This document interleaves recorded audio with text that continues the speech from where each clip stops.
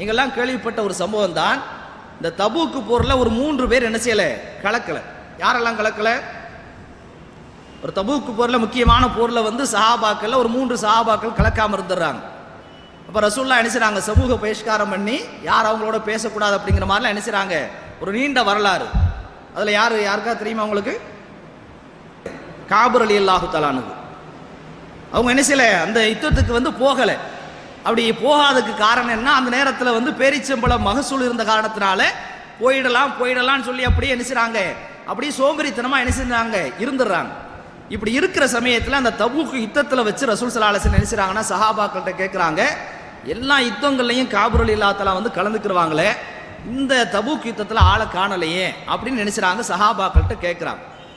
அப்படி கேட்குற சமயத்தினால ஒரு ஆள் என்ன செய்யறான்னு சொன்னா, அதாவது பனு சலமாவை சார்ந்த ஒரு சஹாபி என்ன சொல்றான்னு சொன்னா, யார சொல்லலாம் ஹபிசஹு பராதஹு வன் நதுரு ஃபி அத்திஃபைஹின் என்ன செய்றாங்க சொல்றாங்க.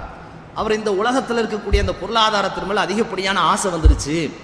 அதனால வந்து இறைஞ்சிட்டாரு, மறுமையை பற்றி உண்டான சிந்தனை இல்லாம அவர் வீட்டில் இருந்துகிட்டாருன்னு என்ன செய்றாங்க. ரசூலுல்லாஹ் கேட்ட உடனே என்ன செய்றாரு, அவர் சொல்றாரு, அவரை பற்றி குறை சொல்ற மாதிரி சொல்றாரு. சொன்ன அடுத்த நிமிடமே முஆத் இப்னு ஜபல் பக்கத்தில் இருக்கிறாங்க.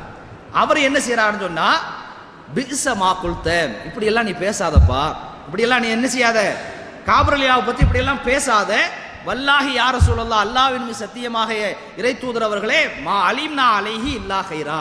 இந்த காபர் ரலியல்லாஹு இந்த சமயத்தில் கொஞ்சம் ஒரு சின்ன தவறு பண்ணிட்டாங்க, வராம போயிட்டாங்க. ஆனா இதுக்கு முன்னாடி நாங்க பார்த்த வகையில அவருடைய வாழ்க்கையில நன்மையை தவிர நாங்க எதையும் பார்க்கல.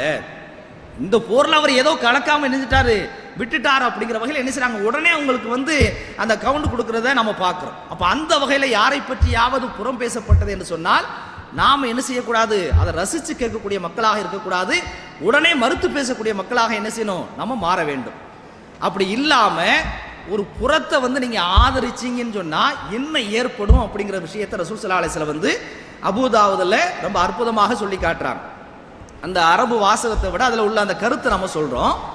அதாவது ஒரு புறம் பேசக்கூடிய நேரத்தில் நாம பக்கத்தில் இருக்கிறோம் என்கிற சமயத்தில் அதை மறுத்து பேசாம அதை ஆதரித்து பேசினோம் என்று சொன்னால் நம்மை பற்றி ஏதாவது ஒரு இடத்துல வந்து புறம் பேசப்படும். அப்படி புறம் பேசப்படக்கூடிய நேரத்தில் நம்மை விஷயத்துல மறுத்து பேசக்கூடிய ஆட்கள் இல்லாம அல்லாஹ் ஜல்ல ஷானஹு வ தஆலா நம்மளை கேவலப்படுத்தி விடுவான். நாம் அடுத்தவங்களை வந்து புறம் பேசுற நம்ம பார்த்துக்கிட்டு இருக்கிறோமா இல்லையா? அப்படி பார்த்துக்கிட்டு இருக்கிறதுனால அதை மறுக்காம இருந்தோம்னு சொன்னா இன்னொரு சபையில நம்மளை பத்தி என்ன செய்வாங்க, புறம் பேசுவாங்க. அப்படி புறம் பேசக்கூடிய நேரத்தில் நம்மளுக்கு விஷயத்துல மறுத்து பேசக்கூடிய ஆட்கள் இல்லாம அல்லாஹ் ஜல்ல ஷானஹு வ தஆலா நம்மளை வந்து என்ன செய்வான், ஒரு கையறு நிலையில விட்டு விடுவான், நிற்கதியான நிலையில விட்டு விடுவான் என்று நபிகள் நாயகம் ஸல்லல்லாஹு அலைஹி வஸல்லம் என்ன செய்றாங்க, சொல்லி காட்டியிருக்கிறாங்க.